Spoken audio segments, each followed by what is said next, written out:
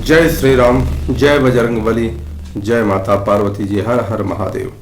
मित्रों, आज श्री रामचरितमानस अक्षरशः कथा ज्ञान यज्ञ के पृष्ठ संख्या 235 और दोहा संख्या 300 से आगे हम लोग बढ़ रहे हैं। आज एक सुंदर विचार जो भाव में आता है उसके बारे में आपको बताते हैं। आप कल्पना करिए कि बहुत ऐसे भी जीव हैं या बहुत ऐसे बच्चे होते हैं कि जो जन्म लेते ही इस दुनिया से पधार जाते हैं या माँ के पेट के गर्भ में ही पधार जाते हैं, या बहुत ऐसे बच्चे हैं कि जो जन्म लेने के बाद से ही किसी ऐसे विशेष बीमारी के शिकार होते हैं जिस बीमारी का इलाज आसान नहीं होता। अभी तो उन्होंने जन्म लिया है और जन्म लेने के बाद उनका कर्म कौन सा बिगड़ गया। लोग ऐसा कहते हैं कि अपने कर्मों का फल मिलता है। कुछ लोगों का ये प्रश्न होता है या संशय होता है कि जिस बच्चे ने अभी जन्म लिया और कुछ दुनिया देखा नहीं, उसका बुरा कर्म क्या हो गया। तो हमारे संत जन, हमारे गुरुजन, ये सभी लोगों का ऐसा विचार है और ये विचार सार्वभौमिक सत्य है, अर्थात तार्किक रूप से भी सत्य हो रहा है कि व्यक्ति अनंत जन्म से अपने जीवन को आगे बढ़ाता है। ऐसा नहीं है कि वो पहला जन्म है और इस जन्म में वो कर्म करेगा, उसके हिसाब से उसको फल मिलेगा। अनंत जन्म से वो जन्म लेते हुए आ रहा है, तो कौन से बुरे कर्म का उसको फल मिला है, कौन से बुरे कर्म का उसको दंड मिला है, ये आशय करता है और ये उसके ऊपर निर्भर करता है कि उसने किस तरह का कार्य किया है। अब जब वो जन्म लेने के बाद चला गया तो ईश्वर का ये एक तरह से दंड है, और दंड कहते हैं ईश्वर फिर से आप जाओ और दूसरे माँ के पेट के गर्भ में रहो, ऐसा है। इसलिए हमें अभी वर्तमान समय से ही हमें अच्छे कर्मों की तरफ रुख करना चाहिए। हमें ऐसा कर्म करना चाहिए कि जिससे प्रभु का आश्रय मिले, प्रभु का आशीर्वाद मिले, इस समाज और इस राष्ट्र को संपोषण मिले, ऐसा कर्म करना चाहिए। नहीं तो हमें किसी न किसी कर्म का फल जरूर मिलेगा।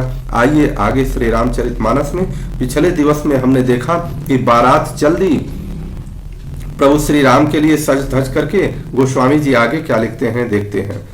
गोस्वामी जी लिखते हैं कि गरजहि गज घंटा धुनि घोरा, रथ रब बाजी हिंस चहुरा, निदरी घनहि घुर मरहि निशाना, निज पराई कछु सुनिय न काना। हाथी गरज रहे हैं, बारात चलती तो क्या उस बारात का जो दृश्य क्या है कि हाथी चल रहे हैं, उनके घंटों की जो भीषण ध्वनि है वो बज रही है। चारों ओर रथों की चरचराहट, पहले रथ से चला करते थे लोग, और घोड़ों की हिनहिनाहट हो रही है। बादलों का निरादर करते हुए नगाड़े घोर शब्द कर रहे हैं। किसी को अपनी पराई कोई बात कानों से सुनाई नहीं दे रहा है। अर्थात इतना उत्साह है कि पूरा का पूरा वह समाज राममय हो गया और राम और लक्ष्मण जी के दर्शन के लिए वो आगे बढ़ते हैं। महावीर भूपति के द्वारे, रज हुई जाई पशान पवारे, चढ़ी अटारिन देख नारी, लिए आरती मंगल थारी। राजा दशरथ के दरवाजे पर इतनी भारी भीड़ हो रही है कि वहां पत्थर फेंका जाए तो वह पत्थर पिसकर के धूल हो जाए। अटारियों पर चढ़ी स्त्रियां मंगल थालों में आरती लिए हुए हैं और आरती कर रही हैं। गावहि गीत मनोहर नाना, अति आनंद न जाई बखाना, तब सुमंत दुई चंदन साजी, ज्योति रवि है निंदक बाजी। और नाना प्रकार के मनोहर गीत गा रही हैं वो स्त्रियां, उनके अत्यंत आनंद का बखान नहीं हो सकता। तब सुमंत्र जी ने 2 रथ सजाकर उनके सूर्य के घोड़ों को भी मात करने वाले घोड़ों को जोत दिया। 2 रथ रुचिर भूप पहियाने, नहीं सारद पही जाई बखाने। राज समाज एक रथ साजा, दूसर तेज पुंजयति भाजा। दोनों सुंदर रथ वे राजा दशरथ के पास ले आए, जिनकी सुंदरता का वर्णन सरस्वती माता जी भी नहीं कर सकती हैं। एक रथ पर राजसी सामान सजाया गया और दूसरा रथ जो तेज का पुंज और अत्यंत ही शोभायमान था, तेहि रथ रुचिर वशिष्ठ कहूं, हरसि चढ़ाई नरेश। आप चढ़े उस चंदन सुमिरे, हर गुर गौरी गणेश।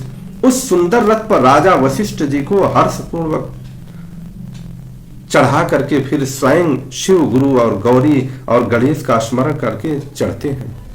देखिए कितनी सुंदर बात। हमने एक दिन कहा था कि जब तक राजनीति पर अध्यात्म का राज नहीं होगा तब तक उस समाज और उस राष्ट्र का कल्याण नहीं होगा। राजनीति पर अध्यात्म का राज होना चाहिए। राजा दशरथ चक्रवर्ती सम्राट हैं और जब वो रथ आता है तो पहले अध्यात्म के पुंज, अध्यात्म के सूर्य वशिष्ठ जी को पहले रथ पर चढ़ाते हैं, उसके बाद चढ़ते हैं। अगर आज वर्तमान समय में देखा जाए या जो वर्तमान युग में देखा जाए तो राजा पहले ही कूद के चढ़ जाता है। वो चाहता ही नहीं कि मेरे अगल बगल कोई आए। यही एक हमारे सनातन का दुर्भाग्य हो गया है। आज यही समाज का दुर्भाग्य हो गया है कि स्थितियां बदल गई और बदलेंगी तो समाज दूषित होगा, बदलेंगी तो राष्ट्र का कल्याण नहीं होगा। आगे, सहित वशिष्ठ सोह नृप कैसे, सुर गुर संग पुरंदर जैसे। करिकुल रीति वेद विधि राऊ, देखी सब ही सब भांति बनाऊ। वशिष्ठ जी के साथ राजा दशरथ कैसे शोभित हो रहे हैं, जैसे देवगुरु बृहस्पति के साथ इंद्र हों। वेद की विधि से और कुल की रीत के अनुसार सब कार्य करके तथा सबको सब प्रकार से सजे देखकर क्या हो रहा है कि सुमिरे राम गुरु आयसु पाई, चले महीपति शंख बजाई। हर से विबुध बिलो की बराता, बरसहि सुमन सुमंगल दाता। रामचंद्र जी का स्मरण करके गुरु जी की आज्ञा पाकर पृथ्वीपति दशरथ जी शंख बजा करके चलते हैं। बारात देखकर देवता हर्षित हुए और सुंदर मंगलदायक फूलों की वर्षा हुई। शंख बजा कर चलते हैं, अर्थात जब शंख बजा तब सभी लोग चलते हैं। आज की तरह से नहीं है कि बारात जाना है तो कोई ईर घाट से जा रहा है, कोई बीर घाट से जा रहा है, कोई गांव में ही है तो पहले ही जाकर के गाड़ी में बैठ गया, पहले ही सवारी आगे बढ़ा दिया। नहीं, बारात का मतलब जो मुख्य है, मुखिया है, वो आगे चलेगा और वो जब कहेगा सबको चलने के लिए तब चलना चाहिए। ऐसी सुंदर और शोभायमान बारात मानी जाती है। भाइयों कोलाहल है गए गाजे, व्योम बारात बाजने बाजे। सुर नर नारी सुमंगल गाई, सरस राग बाजहि सहनाई। बड़ा शोर मच गया, घोड़े और हाथी गरजने लगे, आकाश में और बारात में बाजे बजने लगे। देवांगनाएं और मनुष्यों की स्त्रियां मंगल गान करने लगी और रसीले राग से सहनाइयां बजने लगी। घंट घंटी धुनि बरनी न जाही, सरब करही पाइक फहराई। करही विदूषक कौतुक नाना, हास कुशल कलगान सुजाना। घंटे घंटियों की ध्वनि का वर्णन नहीं हो सकता। पैदल चलने वाले सेवकगण अथवा पट्टेबाज कसरत के खेल कर रहे हैं और फहरा रहे हैं, आकाश में ऊंचे उछलते हुए चल रहे हैं। हंसी करने में निपुण और सुंदर गाने में चतुर विदूषक तरह तरह के तमाशे कर रहे हैं। तुरग नचावहि कुंवर बरा, अकनि मृदंग निशान। नागर नट निश्चित वही चकिता, डगहिन ताल बधान। सुंदर राजकुमार मृदंग और नगाड़े के शब्द सुनकर घोड़ों को उन्हीं के अनुसार इस प्रकार नचा रहे हैं कि वे ताल के बधान से जरा भी डिगते नहीं हैं। चतुर नट चकित होकर यह देख रहे हैं। सुंदर राजकुमार मतलब भरत और शत्रुघ्न जी इन नगाड़ों पर अपने घोड़ों को नचा रहे हैं। बनई न बरनत बनी बराता, हो ही सगुन सुंदर शुभ दाता। चारा चासु बाम दिसिले, मनहु सकल मंगल कहीं देई। बारात ऐसी बनी है कि उसका वर्णन करते नहीं बनता। सुंदर शुभदायक शकुन हो रहे हैं। नीलकंठ पक्षी बाईं ओर चारा ले रहे हैं, मानो संपूर्ण मंगल का सूचना दे रहे हैं। जब नीलकंठ पक्षी आपके बाईं ओर चारा ले तो समझ लेना कि मंगल का सूचना दे रहा है। दाहिन काग सुखेत सुहावा, नकुल दरसु सब काहू पावा, सानुकूल बहु बह त्रिविध बयारी, सगट सबाल आव वर नारी। दाहिनी ओर कौवा सुंदर खेत में शोभा पा रहा है। नेवले का दर्शन भी सब किसी ने पाया। तीनों प्रकार की शीतल मंद सुगंधित हवा अनुकूल दिशा में चल रही है। श्रेष्ठ सुहागिन स्त्रियां भरे हुए घड़े और गोद में बालक लिए जा रही हैं। लोवा फिर दरसु देखावा, सुरभि सनमुख शिशु ही पियावा, मृगमाला फिर दाहिनी आई, मंगल गण जनु दीन ही दिखाई। लोमड़ी फिर कर बार बार दिखाई देती है। गाय सामने खड़ी बछड़ों को दूध पिलाती है। हरिणों की टोली घूमकर दाहिनी ओर को आई, मानो सभी मंगलों का समूह दिखाई दे रहा। जितने ये लक्षण बताए जा रहे हैं सब मंगल के समूह हैं। क्षेम करी कह क्षेम विशेषी, श्यामा बाम सुतरु पर देखी, सनमुख आयऊ दधियरु मीना, कर पुस्तक दुई विप्र प्रवीणा। क्षेम करी सफेद सिर वाली चील विशेष रूप में क्षेम कह रही हैं, अर्थात कल्याण कह रही हैं। श्यामा बाईं ओर सुंदर पेड़ दिखाई देती है, पेड़ पर दिखाई दे रही है। दही मछली और दो विद्वान ब्राह्मण हाथ में पुस्तक लिए हुए सामने आए। दही मछली और दो विद्वान ब्राह्मण पुस्तक हाथ में लिए हुए सामने आते हैं, ये मंगल सूचना है। मंगलमय कल्याणमय अभिमत फल दातार, जनु सब साचे हो नहीं था, भय सगुन एक बार। सभी मंगलमय कल्याण में और मनोवांछित फल देने वाले शकुन मानो सच्चे होने के लिए एक ही साथ हो गए हों। मंगल सगुन सुगम सब ताके, सगुन ब्रह्म सुंदर सुत जाके, राम सरिस बरु दुलहिनी सीता, समधि दशरथ जनक पुनीता। स्वयं सगुण ब्रह्म जिसके सुंदर पुत्र हैं उसके लिए सब मंगल शकुन सुलभ है। जहां श्री रामचंद्र जी सरीखे दुल्हा और सीता जी सरीखी दुल्हन हैं तथा दशरथ और जनक जी जैसे पवित्र समधी हैं, तो सुनियस ब्याहु सगुन सब नाचे, अब कीन्हे बिरंची हम साचे, एही विधि कीन्ह बरात पयाना, है गगा जही हने निशाना। इस प्रकार से ऐसा ब्याह सुनकर मानो सभी शकुन नाच उठे। अब ब्रह्मा जी ने हमको सच्चा कर दिया। इस तरह बारात ने प्रस्थान कर दिया। घोड़े हाथी गरज रहे हैं और नगाड़ों पर चोट लग रही है। आवत जानी भानुकुल केतु, सरितनि जनक बधाए सेतु। क्या बात है।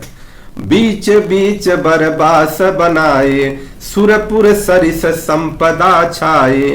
सूर्य कुल के पताका स्वरूप दशरथ जी को आते हुए जानकर जनक जी ने नदियों पर पुल बंधवा दिया। सोचिए, कल्पना करिए कि नदियों पर पुल छड़ी कहीं बंधवा दिए जाते थे। किस प्रकार का तेज था, किस प्रकार का पराक्रम और पौरुष था।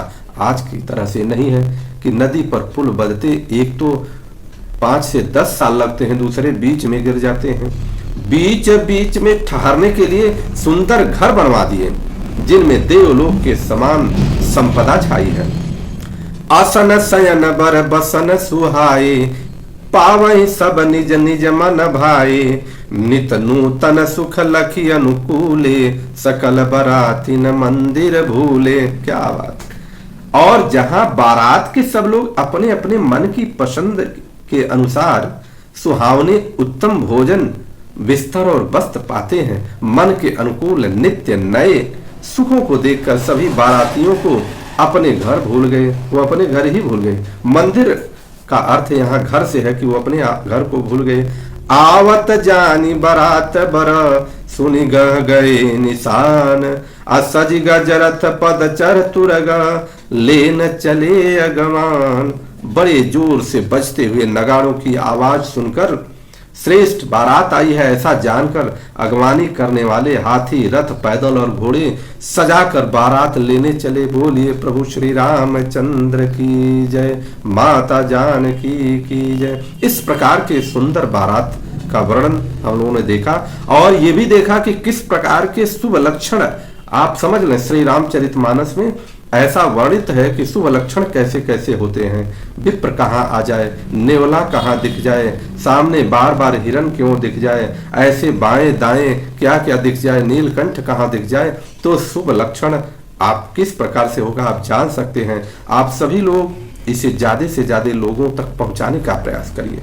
अखंड महायज्ञ, ये अनवरत चलने वाला श्री रामचरितमानस का सनातन संस्कृति, सनातन धर्म या सनातन परंपरा को दुनिया की श्रेष्ठता के लिए एक कड़ी साबित होगा। आपके सहयोग से आप सभी लोग सहयोग करें और इसको आगे बढ़ाएं। ईश्वर ब्रह्म जो पूरे सृष्टि को चला रहा है सब पर कृपा करेंगे। जय श्री राम, जय बजरंगबली, माता पार्वती की जय। हर हर